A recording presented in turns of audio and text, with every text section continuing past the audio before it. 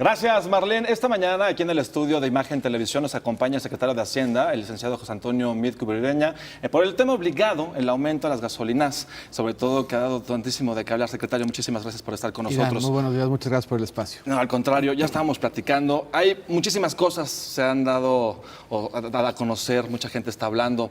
Ayer me metí a las redes sociales, que es como el termómetro social que tenemos ahorita más latente, y hay muchísimas versiones, hay muchísimos reclamos, hay muchísimas preguntas que creo es importante que las platiquemos, porque hay algunas que son fundadas y algunas que no son tantos y que la gente está tomando como verdades y que quizás sea muy delicado tomarlas. Primero que nada, pues el descontento que hay, se está convocando a diferentes manifestaciones, la primera aquí en la Ciudad de México para el siguiente lunes y algunas otras alrededor de la República. Mira, yo creo que vale la pena platicar porque efectivamente es un proceso complicado, es un proceso difícil, es un proceso que ha sido muy difícil también desde la perspectiva del gobierno. ¿Qué es lo que ha venido pasando? Porque son muchas piezas las que se han venido moviendo, algunas que tienen que ver con reformas y otras que no tienen que ver con reformas. Empezamos, si quieres, primero por el precio. México era uno de los pocos países del mundo que tenía un precio único. En todo el país, en toda su extensión, el gobierno decidía en cuánto se vendían las gasolinas. Y tomaba la decisión muchas veces disociado de lo que estaba pasando con el costo de la gasolina. Si el gobierno ocupaba dinero, subía el precio de la gasolina aunque el costo estuviera bajo. Si el gobierno sentía que tenía dinero, mantenía el precio de la gasolina artificialmente bajo, aunque eso no fuera lo que conviniera desde el punto de vista de cuidar la riqueza petrolera. Pasamos en un primer paso a un modelo de precio máximo. Y eso permitió que pudiera empezar a haber competencia. Aquí mismo en la ciudad, si uno revisa los precios, las diferencias en precios acaban siendo de 25 y 30 centavos, dependiendo de la estrategia comercial de cada gasolinero. Y ahora nos movimos a un esquema, primero, de precios regionales, porque no cuesta lo mismo llevar la gasolina a cada uno de los diferentes puntos de la República. Algunos cuesta menos, algunos cuesta más. Y nos acabaremos moviendo a un esquema en donde el precio sea libre, claro, y lo vayan determinando los propios gasolineros en función de sus circunstancias de logística y de competencia. Sin embargo, la gente nos cuesta un poco de trabajo entender eso porque es algo que nos afecta directamente en el bolsillo y cuando nos pegan en el bolsillo la verdad es que todos saltamos, ¿no? Y por eso vale la pena que lo platiquemos. Y que lo entendamos, ¿no? Y sobre todo porque la gente, una de las muchas cosas que dicen o que se refleja en esto de las redes sociales es que pues, ¿cómo es posible si México es un país petrolero? ¿Por qué tenemos que pagar el petróleo tan caro como en países que Venezuela, que también es un país petrolero que está pasando por una de sus peores crisis, la pagan mucho más barato, ¿no? Y yo creo que no es un espejo en el que quisiéramos vernos ni hoy ni nunca. Y ahí regreso un poco al tema del precio.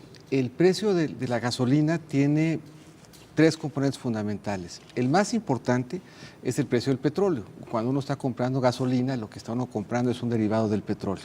Hay un segundo componente que es el costo de logística y el margen y un tercer componente que es el de los impuestos. ¿Qué va a pasar en 2017? El único componente que va a caer es el de los impuestos. El gobierno está haciendo un esfuerzo por acomodar lo que está sucediendo en el componente fundamental que es justamente el del precio.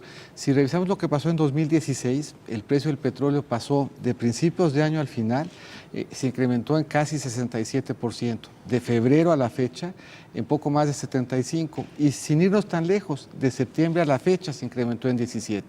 Lo que está pasando entonces es que el costo del principal insumo de la gasolina, que es el petróleo, que es un mercado global, que es un mercado que no controlamos, que es un precio en donde México no tiene nada que ver, se incrementó y eso incrementa el costo de las gasolinas y la alternativa entonces era, si queríamos nosotros mantener el precio artificialmente bajo, ¿de dónde sacábamos el dinero?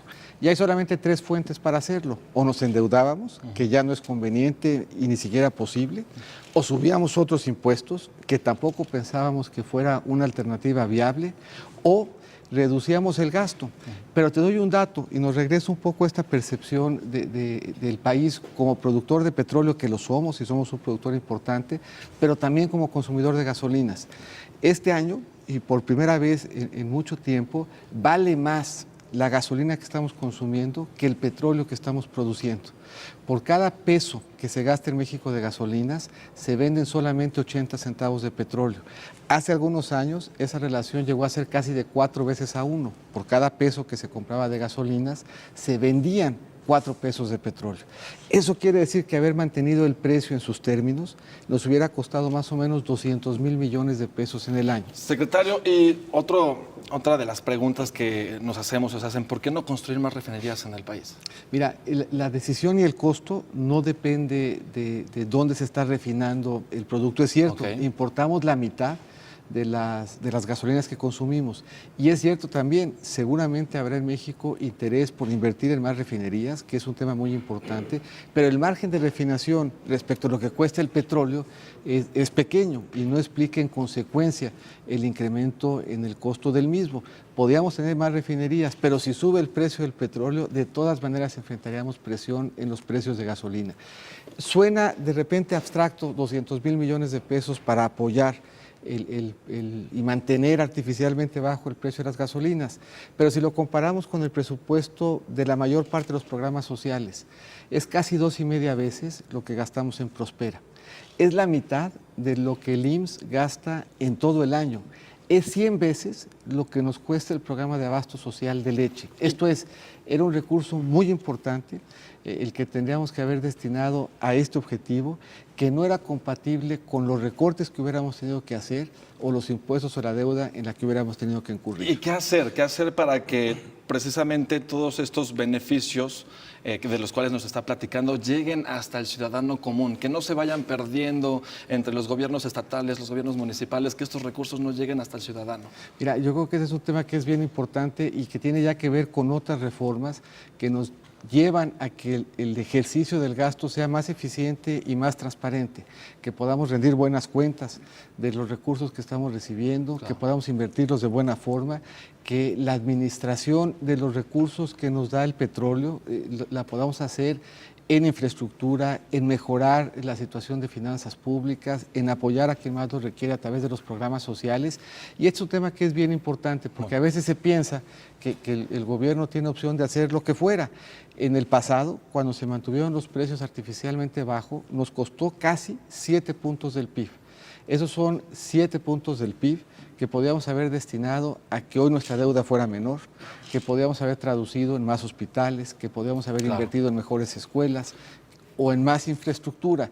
Y esas son las decisiones que uno toma cuando enfrenta retos como el que hoy tenemos. Y aquí la decisión fue ser responsable, ser cuidadoso, asumir y entender la dificultad, Exacto. estar cerca de la gente con los programas Y y buscar que el justamente- impacto sea el menor posible. Justamente hablando de estos servicios y también de productos, ¿qué van a pasar? Va a subir el precio, porque por ahí dice ya la CONACAR que esta inflación la vamos a pagar los consumidores finales, también la CONCAMIN, también la CONCANACO, también el representante de los distribuidores de gas LP en el país, dicen que esto va a afectar en el bolsillo y que se va a Mira, ver reflejado en los precios finales. Ahí tenemos algunos elementos que nos permiten poner en perspectiva cuál puede ser el impacto. En la anterior administración, el precio de las gasolinas subió más o menos 60% y tuvimos 4 años en donde el incremento durante el año fue de entre el 10 y el 12%. Y en esos 4 años la inflación se ubicó entre el 3 y el 4%. Y hay diferentes esquemas que nos permiten controlar el impacto que tiene el precio de la gasolina en los precios finales. Por ejemplo, en el caso del transporte público, no solamente es deducible la gasolina, sino que el transporte público no paga el impuesto especial sobre producción y servicios. Al transporte público le damos un estímulo para que pueda acreditar, para que pueda usar todo lo que debería de haber pagado en impuestos, lo puede usar para bajar su propia carga tributaria y de esa forma no trasladarle los costos al consumidor final. Y así habremos de estar trabajando con todos para dimensionar en su perspectiva el impacto. Lo que ha dicho el Banco de México es que espera un impacto transitorio, que en el tiempo se vaya diluyendo, sobre todo porque en el entorno en el que estamos habremos de ver episodios como el de ahorita, en donde la gasolina sube porque sube el petróleo, y habremos de ver episodios en donde la gasolina baja porque baja el petróleo. Y eso le da a la gasolina un impacto que en el tiempo se va a ir distendiendo y que le permitirá al Banco de México alcanzar la inflación objetivo, que es de 3 más menos 1 hacia finales del año que viene. Pero entonces, de que va a subir, va a subir. No sabemos cuánto, Lo que el banco ha pero va a dicho subir. es que será un impacto transitorio y lo que la experiencia nos dice de incrementos que hemos visto en el tiempo es que los impactos tenderán a ser pequeños. ¿Qué hacer los mexicanos? ¿Qué hacer los mexicanos de pie que utilizan su coche para ir a trabajar, para dejar a sus hijos, para transportarse, qué hacer ante todo esto? Mira, habrá que hacer un esfuerzo, ciertamente, nosotros lo reconocemos y si hubiéramos tenido cualquier otra alternativa, la hubiéramos aprovechado. Pero la conversación que estaríamos teniendo ahorita, justamente con ese mexicano que es al que más queremos apoyar desde el gobierno. Es una conversación en donde para poder haber mantenido el precio artificialmente bajo, tendríamos que estar recortando programas que le ayudan más a los que menos tienen. Mira, en México se consumen más o menos 190 millones de litros de gasolina todos los días. Somos el cuarto consumidor más grande por persona en el mundo. De esos 190 millones de litros de gasolina, el 30% de la población que menos recursos tiene consume menos de 9 millones. El 30% que tiene más ingresos consume 140 millones. Por lo que vamos a hacer para cuidar a ese ciudadano que todos los días se levanta a hacer un esfuerzo que el gobierno quiere acompañar, es fortalecer los programas sociales, estar cerca de él a través del abasto social, a través de los programas de leche, a través de los programas de Prospera y a través de los programas de becas que estamos cuidando justamente para no tenerlos que recortar si hubiéramos tomado una decisión diferente. Justo hablando de ayudar a los que menos tienen, ahí los diputados y los senadores tienen un bono bastante generoso en cuanto a vales de gasolina.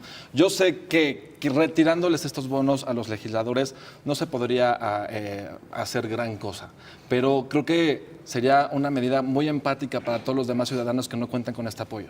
Mira, yo creo que es un tema que tendrá que revisar cada uno de los poderes en su ámbito, pero déjame darte un dato porque pone en perspectiva la diferencia en los tamaños.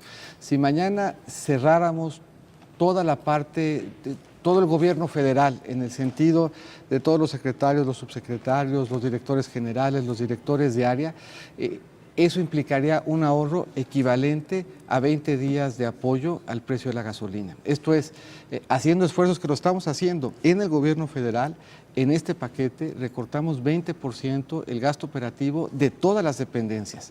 No hay una sola dependencia de gobierno, una sola secretaría que vaya a gastar el año que entra más de lo que gastó en el 2016. El 20% del gasto operativo se va a recortar en el gobierno federal, haciendo desde el gobierno un primer esfuerzo de austeridad. No hay una secretaría que no vaya a tener que hacer este esfuerzo, no hay una sola secretaría que no vaya a tener que hacer más con muchos menos recursos. El recorte fue un recorte muy significativo y lo asumió en su mayoría prácticamente todo el gobierno federal. Secretario, rápidamente, ¿hay o no desabasto de gasolina en el país? Mira, hubieron retos en algunas entidades. La más puntual, la más visible fue el estado de San Luis Potosí. Ayer platicó el director general de Pemex con el gobernador. El abasto en San Luis está prácticamente regularizado. Estamos monitoreando permanentemente con la Profeco y con Pemex. Hemos buscado fortalecer las cadenas de distribución de Pemex, contratando más barcos, contratando más camiones, incrementando la supervisión en los ductos. Se incrementó casi al doble el personal de seguridad que está cuidando los ductos, buscando que el tema de abasto no sea un reto entre los muchos que habremos de enfrentar y estando ciertos que los episodios que ya vimos se regularizaron y que estaremos trabajando todo el fin de semana para asegurar que no hayan más. Perfecto. Muchísimas gracias, señor secretario, por estar con nosotros y aclararnos estas dudas. Y nada más ahí le aclaramos que nos ayude con la Profeco para que nos vendan litros de litro, ¿no? Ahí vamos a estar pendientes con ellos trabajando, por supuesto. Muchísimas gracias. Con esto hacemos una pausa, no le cambie, regresamos todavía con más aquí en Imagen Noticias.